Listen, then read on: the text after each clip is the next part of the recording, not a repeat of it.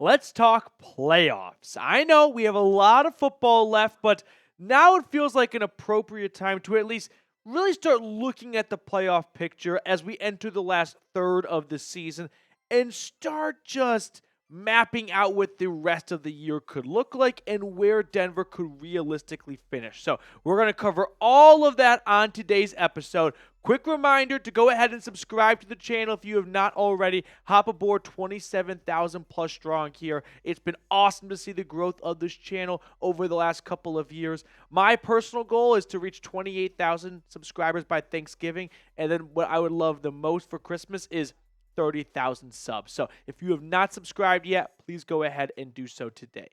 Let's look at the AFC playoff picture as things stand right now. The Broncos are the 7th seed at 6-5. They do not have the tiebreaker over the Ravens, so they are more or less 2 games behind Baltimore, who is 7-4. They have to play the Chargers one more time, and I don't really feel like the Chiefs are in reach for the AFC West. Unfortunately, not only do you have to pass the Chargers, but of course you have to pass the Chiefs, and we're talking 3 games back. You have 1 more game against them, so if you were to beat them in week 18, you'd kind of make it a 2-for-1 special right there because the Chiefs would lose and you'd win. But this just seems like, honestly, too big of a gap to close, and I don't expect the Chiefs just to fall off a cliff and to go 500 the rest of the way and for the Broncos to win out, which is basically what would have to happen. So I'm going to say, let's not focus on an AFC West championship this year. That's a goal for 2025. Let's focus on wild card seeding. And let's look at the rest of the schedule for Denver. They've got 2 pretty easy games coming up. The Raiders and Browns both have 2 wins each at the moment. 1 on the road, 1 at home. We'll see if that Browns game stays on Monday night. So 2, I don't want to say too easy of games just because in the NFL we know it's a week-to-week league. Any given Sunday, anyone can beat anyone. But I think most coaches would be very happy with this type of schedule going into the bye. So 2 pretty easy games, I would say, going into the bye based on the way the Raiders and Browns have played this year.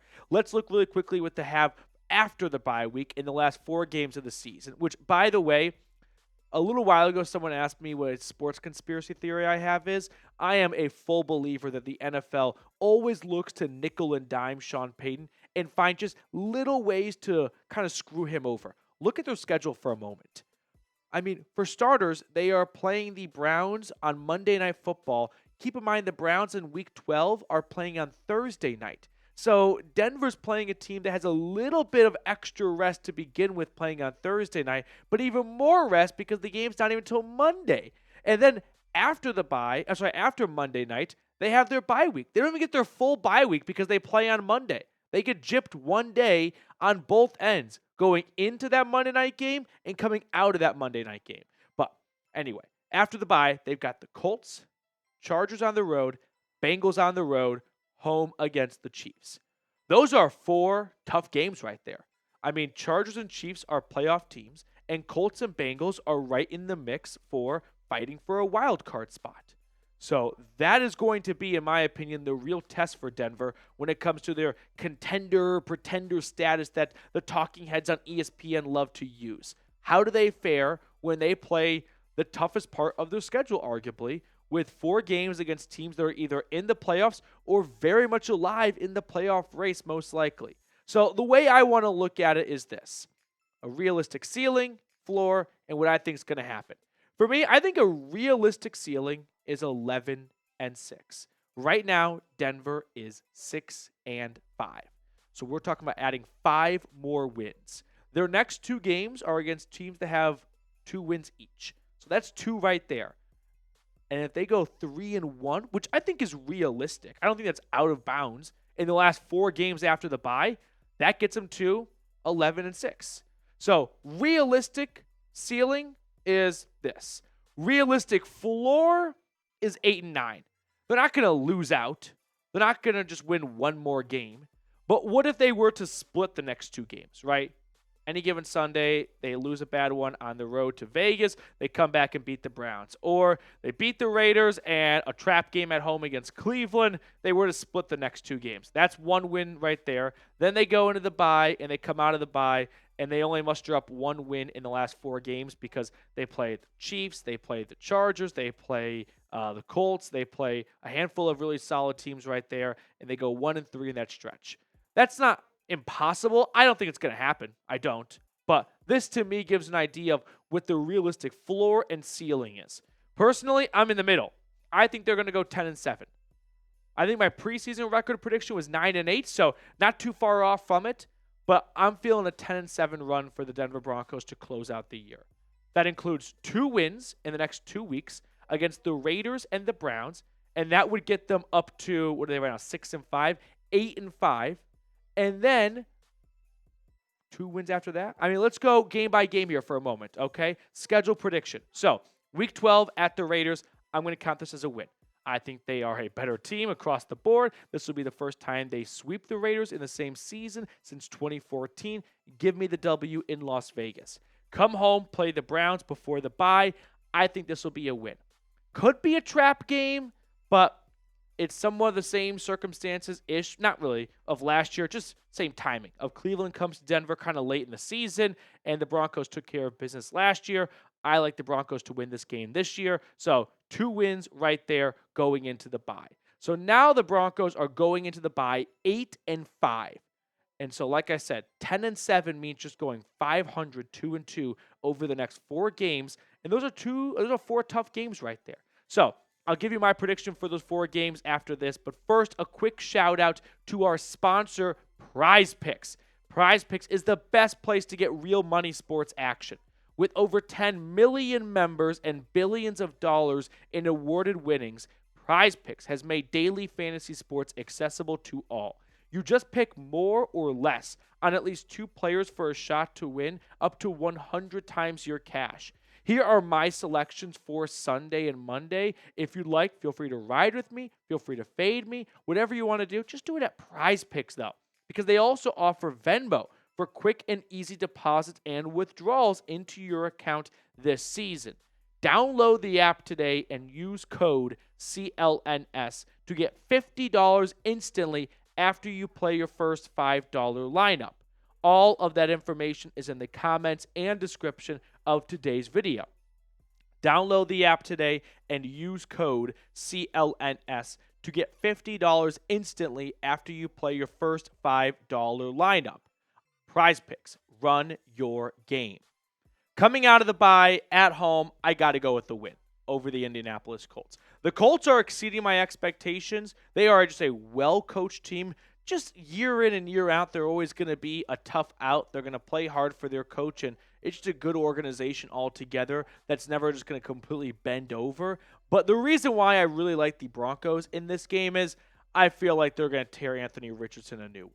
I mean, Richardson definitely showed some moxie and some bounce-back ability to him in his win over the Jets, but I'm seeing reports right now that Jets players have completely quit on this team. They already fired their GM.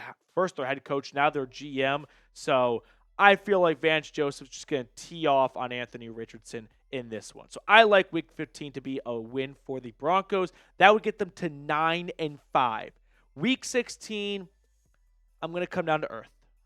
I just feel like Harbaugh's got the Chargers going in the right direction. And had they lost to the Bengals on Sunday night, I'd make this a win. I'd look at this going, yep, same old Chargers. Chargers going to Charger. But I feel like the Chargers locker room learned something about themselves, that they don't have to lose games just because the other team wants to win. And previous years, they just kind of found and invented new ways to lose. So I'll say, unfortunately for Denver, this is a win for the Chargers, which, by the way, it's very important to watch how the Chargers play the rest of the year for wild card seeding. I don't think the number 1 spot in the AFC West is attainable. I've got that locked up for Kansas City. But the Broncos could pass the Chargers in wild card seeding. Look at their upcoming schedule. They got the Ravens this Monday night. Then they go to Atlanta and then to Kansas City.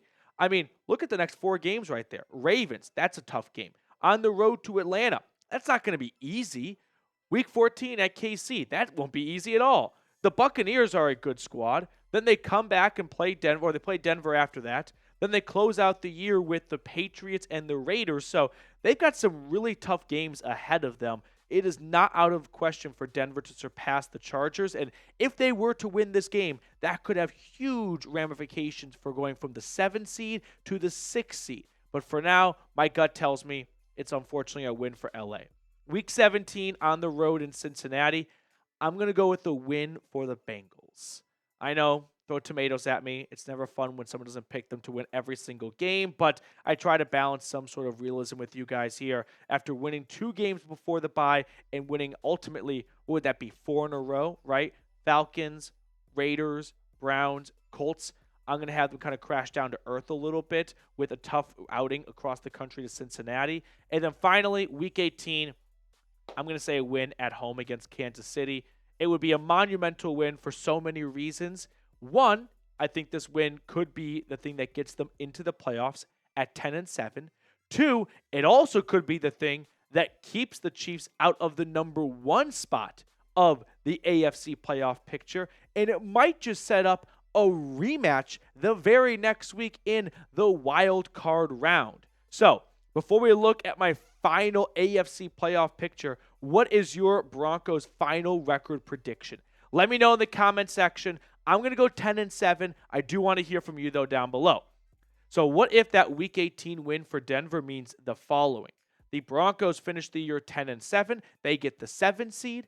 And I've got the Chiefs then picking up their 3rd loss of the year, and that would be the thing that keeps them tied with the Bills.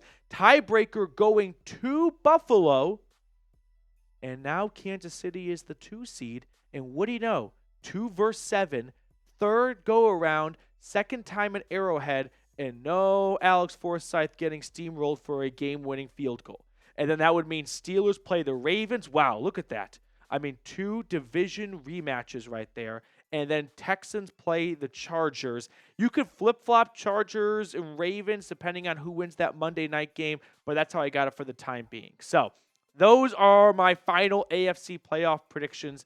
Let me know what you think in the comment section below. It's awesome to hear from you guys. Also, make sure to subscribe to the channel if you have not already, and I'll see you guys throughout the week.